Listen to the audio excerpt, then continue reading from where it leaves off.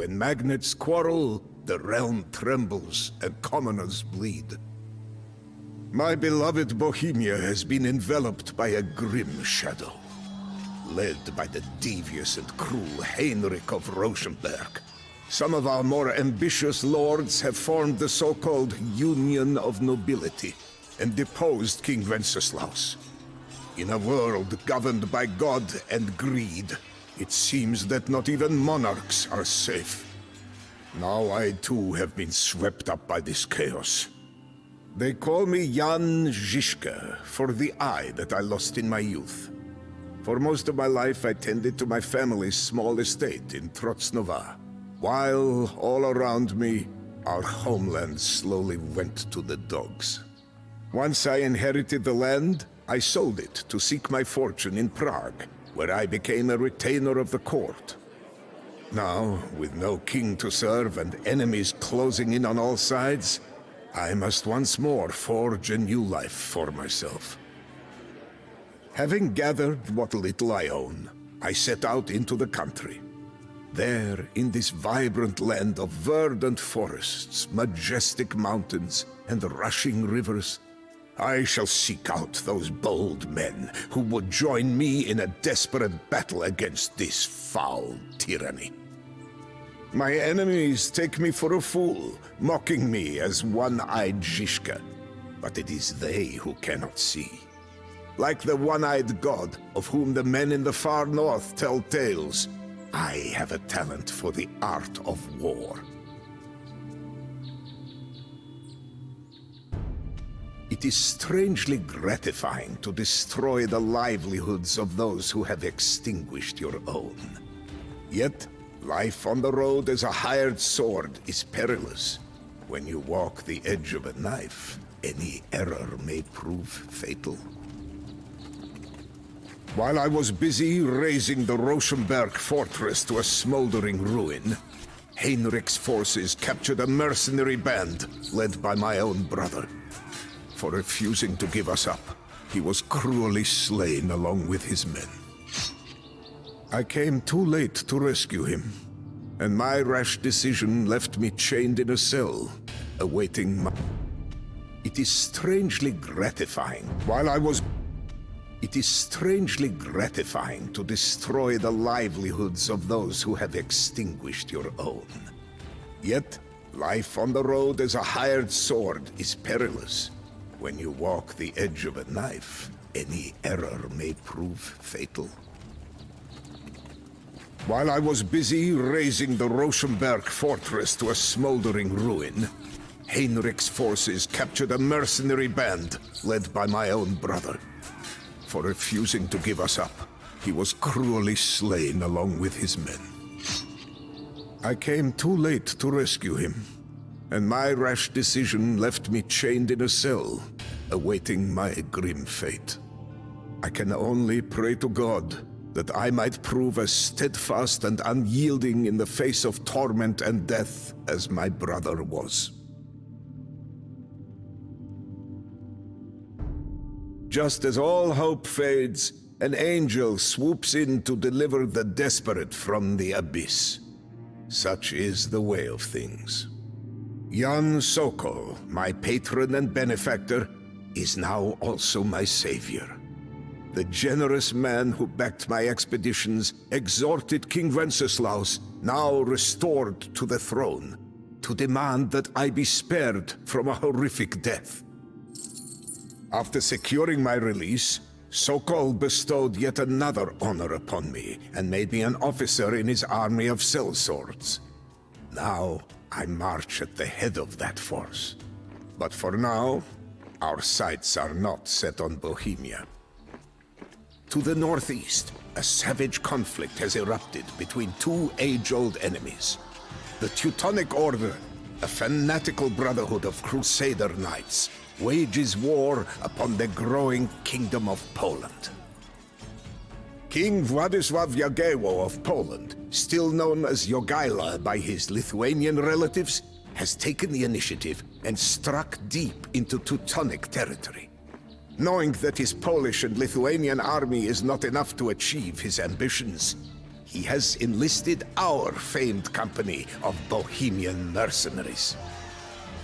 We are among the best swords in Europe, but the Teutonic Knights and their Crusader allies are a formidable match. On the plains near Grunwald, courage will yield coin, or else a glorious death.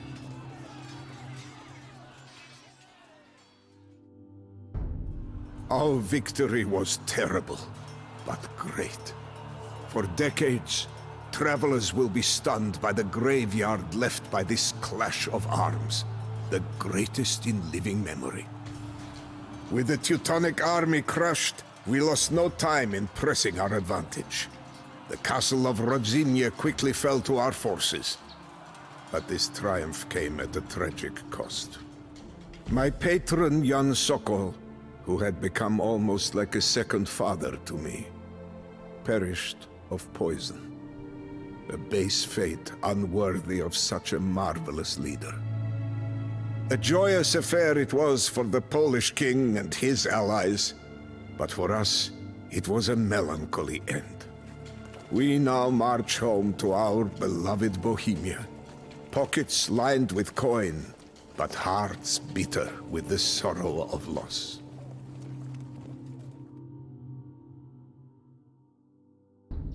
Despite my skill as a commander, I cannot say that I am a great man.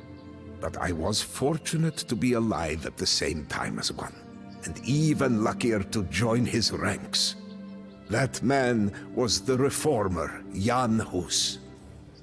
Hus saw through the hypocrisies of our leaders and criticized them openly. The clergy and nobility, he said, exploited the common folk and denied them the wine in the holy act of communion. He was fearless, and the Pope was terrified of him. Hus was charged with heresy, and the Holy Roman Emperor Sigismund pledged him safe passage to Constance to defend himself. But the foul knave reneged on his word and handed Hus over for execution. Resolute to the last, Hus remained true to his cause, even as the flames took him. The tidings of Hus's brutal end sent Bohemia into a frenzy. With unbridled rage, we Hussites stormed the town hall in Prague and hurled royalist officials through its windows. Powerless to contain the chaos, King Wenceslaus died of shock, causing the hated Sigismund to lay claim to the throne. Now, as we prepare for all-out war, some Hussites have journeyed to the south and rebuilt an abandoned fortress into the citadel of Tabor. I marched to join them, but our route is fraught with peril. A league of ruthless noblemen known as the Iron Lords have sworn death to any Hussite that they meet, and most of our army consists of untrained peasants, men, and even some women who have never seen a day of battle. If we are to survive an onslaught of armored knights, these untrained commoners will have to turn wagons into weapons and fight in a way never seen before.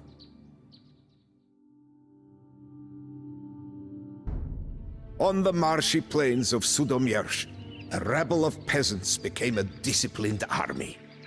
Crouched behind a wall of wagons, 400 Hussites broke charges of knights with volleys of crossbows and hand cannons before charging into the fray with flails fashioned from farm tools. As castle after castle fell, we exacted our grim vengeance.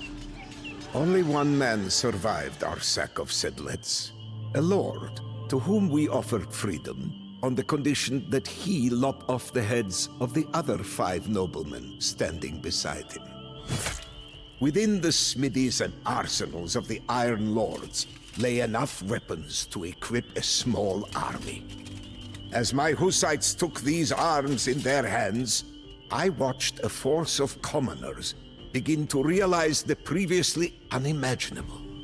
With faith, discipline, and my astute leadership on the battlefield, the Hussite movement could defy knights, nobles, and even an emperor.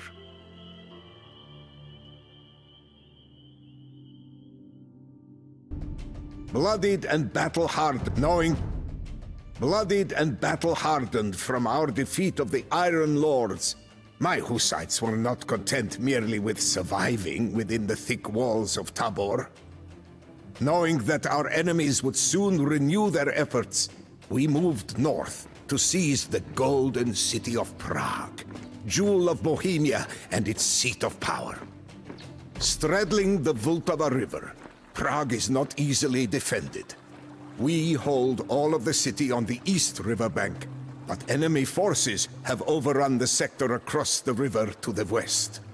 The glorious Charles Bridge that connects the two will soon become a bloody battleground.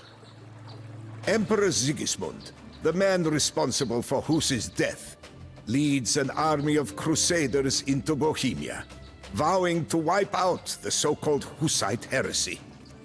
It is the ultimate irony for an oath-breaker to claim the moral high ground, but not unexpected from a snake like Sigismund. His forces seek to encircle the city and suffocate us within our walls. This cannot happen, so we will array our wagons and make our stand on Witkov Hill. These fanatical crusaders can keep Rome for all I care, but they will never claim our beloved Prague. Into the battle line for Hus and dearest Bohemia!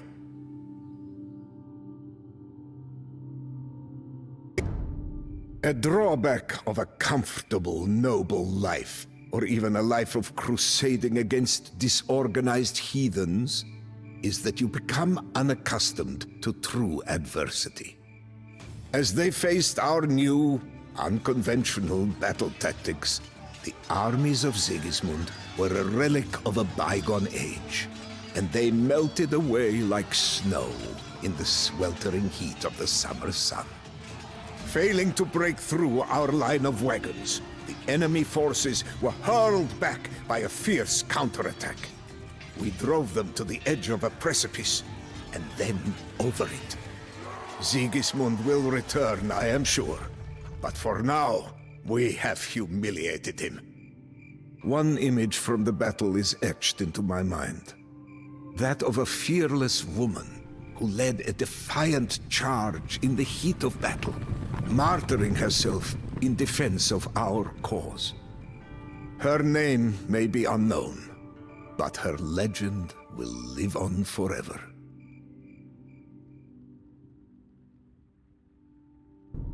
As I suspected, even after being humiliated time and again, Emperor Sigismund is still determined to quench the fire started by the great Jan Hus.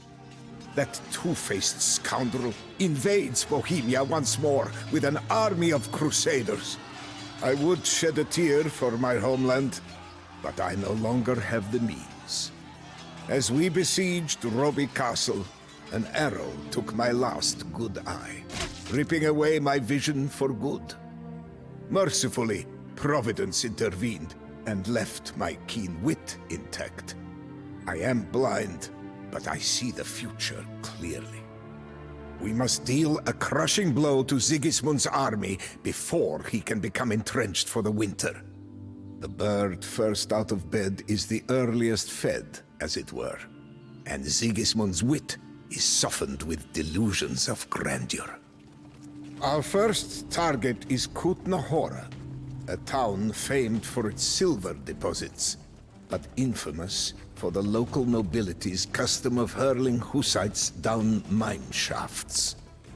Soon retribution shall be meted out to these fiends for their cruelty to our brethren. Sigismund is not alone, however. Riding with him is the fiery Zawisza the Black, our former comrade at Grunwald and bane of the Teutonic Order. I shall spare Zawisza for old time's sake, but any other invading scum can expect justice from the barrel of a firearm and the head of a mace. I may be blind, but my mind's eye sees all. And there are few things quite so sweet as witnessing an overconfident fool like Sigismund degenerate into a despondent wretch. His frustration is my elation. His despair, the question that I would spend the rest of my days answering if I could. As the battle unfolded, I could all but see the determination of loyal Hussites as they fixed the Taraznitse guns to the wagons. The volleys of bolts and bullets that tore through Sigismund's ranks, and the torrents of blood that stained the once pure blanket of snow a deep scarlet. I could even picture Zavisha's wry grin as he mused that a blind man had taught him a crucial lesson that no one else could: to expect the unexpected. With Zawisza ransomed home to Poland, and Sigismund finally beaten back, I sense that Jan Hus's dream of a free, righteous Bohemia is close to becoming a reality.